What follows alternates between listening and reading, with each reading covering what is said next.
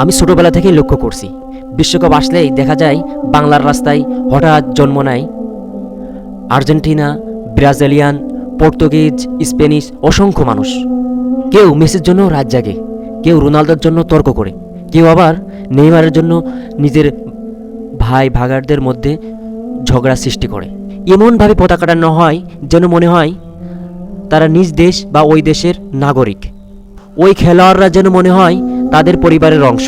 কিন্তু একটা প্রশ্ন, যে যুবক নিজের দেশের ইতিহাস জানে না, নিজ জাতির সংকট নিয়ে চিন্তা করে না, নিজ ধর্মের মৌলিক জ্ঞান রাখে না, অথচ হাজার হাজার কিলোমিটার দূরে একজন খেলোয়াড়ের জন্য জয় পড়ার জন্য এত আবেগ কেন?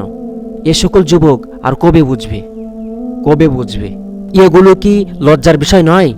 আপনি নিজে আগে নাকি সেই আর্জেন্টিনা, সেই ব্রাজিল থেকে শুরু করে বিশ্বকাপ আগে?